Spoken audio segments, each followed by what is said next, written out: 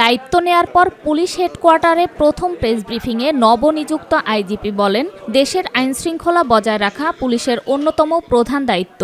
চাঁদাবাজদের বিরুদ্ধে দলমত নির্বিশেষে ব্যবস্থা নেওয়া হবে এবং মাদকের বিরুদ্ধেও চলমান অভিযান অব্যাহত থাকবে।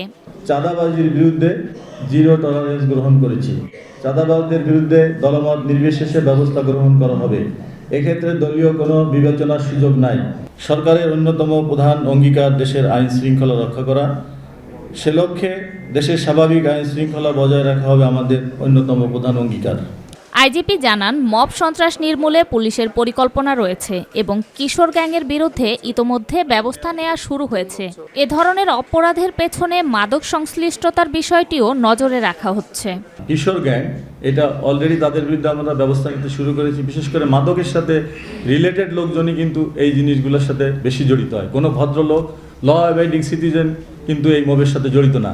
আবার কিছু আছে এই মব থেকে ফায়দা লোটার জন্য লুটপাট এবং বিভিন্ন রকমের অপকর্ম করার জন্য তারা এইটা আরও যারা ব্যাপক আকারে ছড়ায় সেগুলো চেষ্টা করে। তা আমরা মূল মব তৈরিকারী যারা তাদেরও লিস্ট তৈরি করতেছি।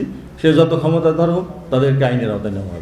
ব্রিফিংয়ে আইজিপি আরও বলেন, উগ্র মৌলবাদের উত্থান ঠেকাতে পুলিশ সজাগ রয়েছে। একই সঙ্গে নিষিদ্ধ কোনো সংগঠন রাস্তায় নৈরাজ্য সৃষ্টি করলে তাদের কঠোরভাবে দমন করা হবে বলেও সতর্ক করেন তিনি। আইনের শাসন বাস্তবায়ন, ন্যায় বিচার প্রতিষ্ঠা, এই জন্যই পুলিশ কাজ করবে।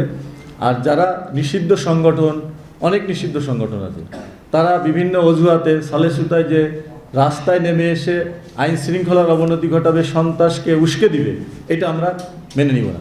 তিনি জানান, ঈদ সামনে রেখে ঘরমুখ মানুষের নিরাপদ যাত্রা নিশ্চিত করতে বিশেষ নিরাপত্তা ব্যবস্থা নেওয়া হয়েছে। রাজধানীর গুরুত্বপূর্ণ মার্কেটগুলোতে জোরদার করা হয়েছে নিরাপত্তা। গার্মেন্টস শিল্প এলাকাগুলোতেও শ্রমিক অসন্তোষ এড়াতে মালিকপক্ষের সঙ্গে সমন্বয় করে কাজ করছে পুলিশ। ঈদে শ্রমিক কর্মচারীদের বেতন ভাতা নিয়ে অসন্তোষ তৈরির আশঙ্কা রয়েছে।